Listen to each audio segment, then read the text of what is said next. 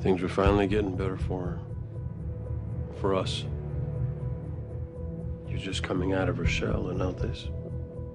Do you really think it's related to her mother's murder case? I hope to God it isn't. Montgomery's friend was very clear. She starts poking around her mother's murder, they'll come after her again. I can't let that happen. It's more than you can take.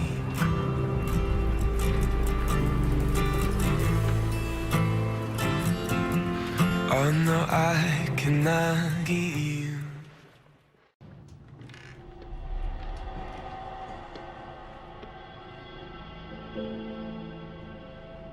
You know, I sometimes forget that you live with this every day. Josh know about this?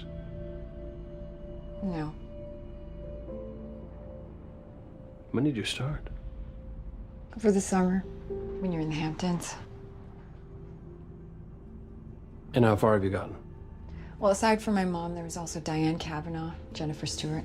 They volunteered for her from time to time for the Justice Initiative. And then the fourth victim was Scott Murray. He was a document clerk at the courthouse. You know, Castle, up until today, I'd always run this on the theory that they got killed because of a legal case that they were working on.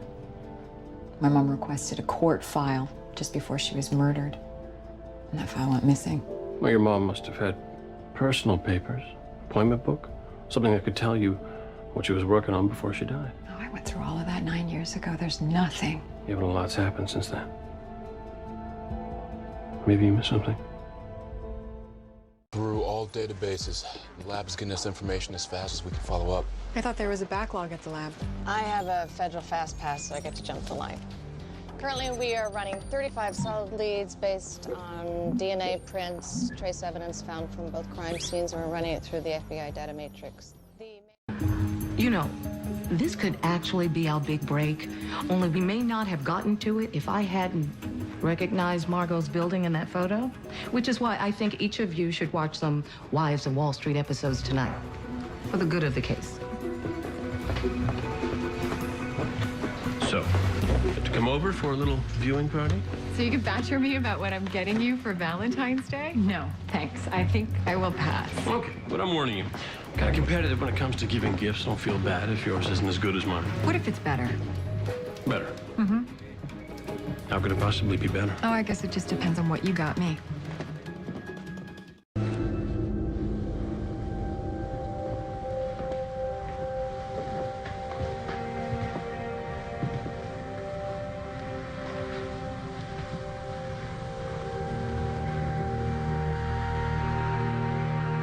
There are hopeful signs here, Castle. They've gone out of their way not to harm the girls. They want them alive. That'll give us time to track down whoever's behind this. How? Our main suspect is dead. The only thing Stevens knew is where the farmhouse is, and we have no idea who we're looking for. The FBI is searching the farm for evidence. They're canvassing the area for witnesses that might have seen whoever was on the property. All of which is just another way of saying that we're back to square one. Won't be the first time. We're gonna solve this, Castle. We will find a way. I've done it before with less to go on. You know who told me that? I did. In a fit of irrational optimism. How can you say that when we have not one, but two dead DVD watchers? There's gotta be a better connection between our two victims than that disc. Ryan, can you check in with Jason's family, see if anyone recognizes Val? Yeah, on it. Espo, why don't you cross-reference their records and see if there are any similarities between the two of them? You know, if there's gonna be pictures of us hanging up there, we should really pick them out now. You know, Castle, we could always use the photo that I took of you in bed the other night. I don't know if that's how I want to be remembered. Castle, I was joking. There will be no photos of us on that murder board. By tomorrow, we are going to find a connection between our two victims that will lead us straight to a flesh and blood killer. In the meantime, it's getting kind of late, okay? So why don't we just call it a night? You know what? Actually, we could go back to my place tonight and take some more photos. I might be convinced. Well, wait a minute. In every horror movie I've ever seen, having sex pretty much guarantees we will die. So, for the safety of us both, I say we just hold off. Are you sure? I mean, think about it, Castle. This could be our last time. This was a long time. What do you know about this? Not a thing. Come on. Is it possible our Ryan is involved in something scandalous and tawdry? Ryan? No way. He doesn't have it in him. Did you see the way Siobhan gave him that flying lip lock? Ooh. Look, Jenny's pissed. Yeah, well, it's not surprising when you find out someone you're in a relationship with is keeping a secret. Be cool. Here he comes. Act normal. Act normal. This is normal. I can't.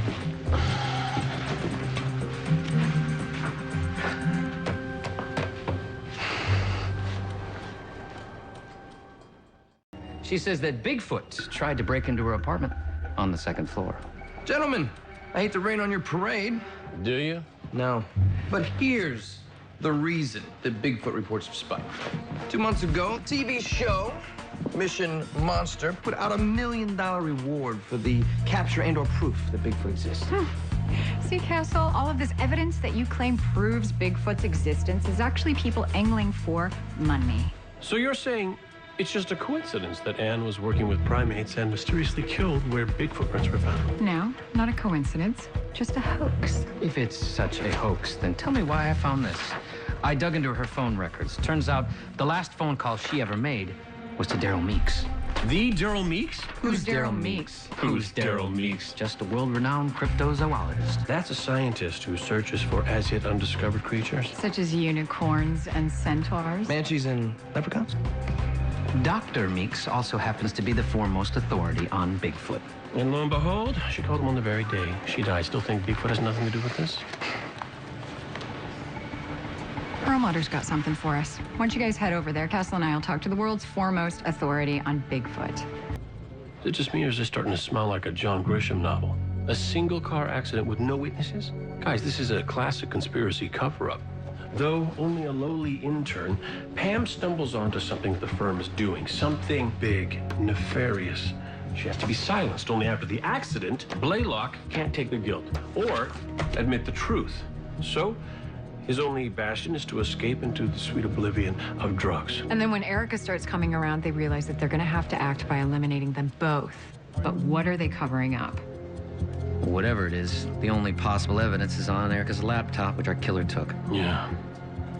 Wait, are we sure about that? Erica was meeting Blaylock on the roof, right? A guy who, according to the emails, she didn't know very well. If I'm Erica, I'm hiding that laptop. Well, we searched her room. It wasn't there. Wait, do you guys remember the footage from the elevator? Yes. She went down to the laundry room first. And Lainey said that she found traces of creosote under her fingernails from the boiler room next door. The laptop's in the basement. Okay, so then, why would a professional assassin murder a therapist? Because as a therapist, she'd be privy to her client's deepest, darkest secrets. Secrets so explosive that simply hearing them ensured her demise. Right, what kind of secrets? Well, nuclear launch codes, that the moonwalk was a fake, that Roswell wasn't.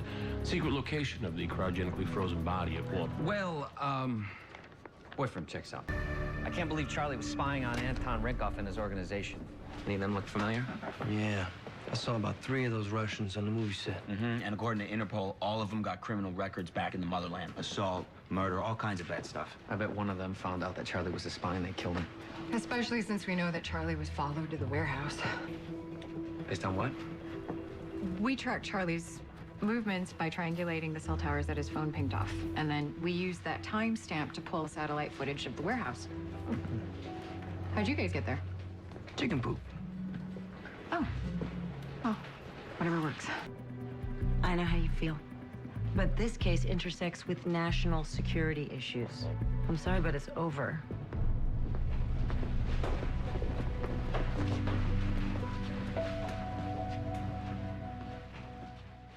Everything here tells the same story. Angelo was a decent guy. 10 years ago, after some petty B&Es, he turned his life around. He volunteered with at-risk youth. He was well-liked.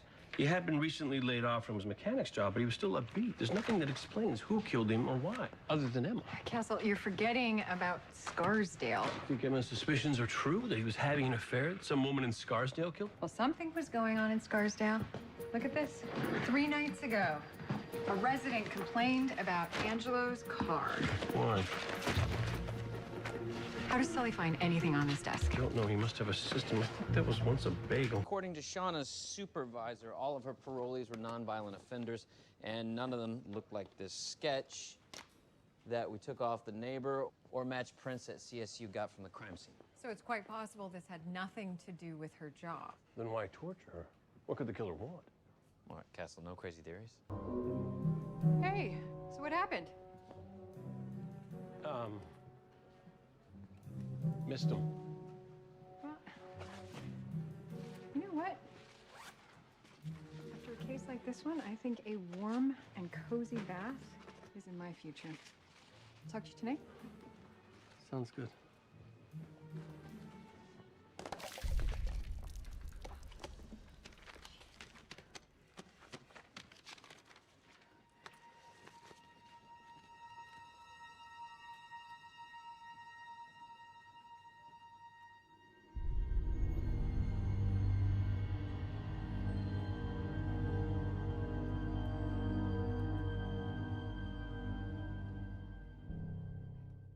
I think he's guilty because of his contact with the victim, the stalking, and his history of violence. I think he's guilty because of his contact with the victim, the stalking, and his role in a sinister conspiracy involving Freemasons. I can't believe you're really buying into that letter. I can't believe you aren't. I did a little research into the author of our letter, Mr. Theodore Rose. Did you know he was a 33rd degree Master Mason? So that makes him what, like a Freemason black belt? Way better than that. He was a patriot spy. He wrote codes and ciphers during the American Revolution, meaning this letter could be the key to finding the great secret of the Masons enshrined somewhere within the city. Why, because you want it to be?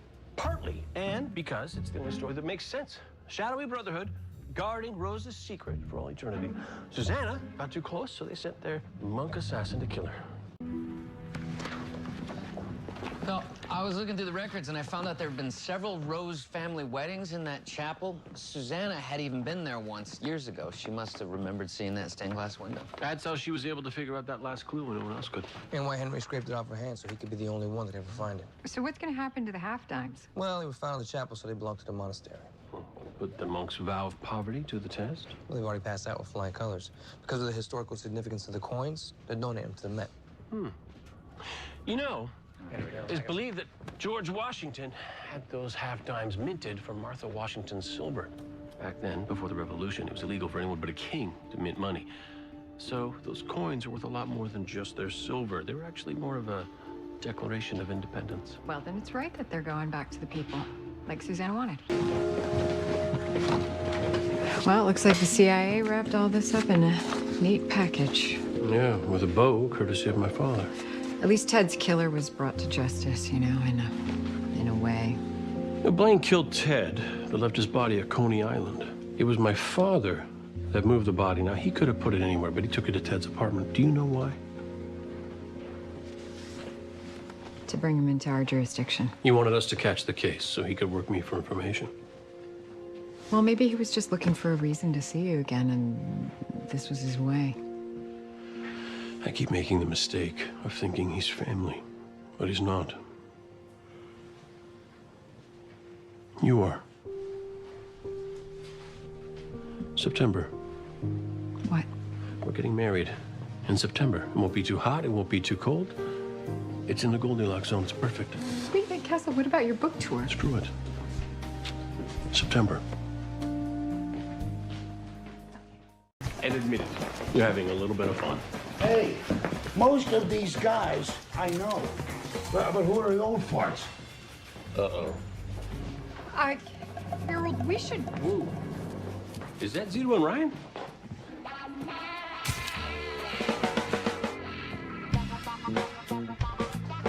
Can't believe you talked me into this. Just play the part, man. I am. You should, too. Snooki watching Ray Price. Yeah, that's us, baby. What it is. Oh, you guys are legends. I seen your picture in the papers. Hey, Harold, what do you say we go take that statement? I want Snooki and Ray to do it. I love these guys. Okay, fine. Snooki, Ray, take Harold to interrogation. What do you mean interrogation? I'm just gonna talk to these people. I'm no criminal. I can't believe you let this chick boss you around. You can see the entire bullpen from there. The charade was only supposed to last long enough to get him to interrogation.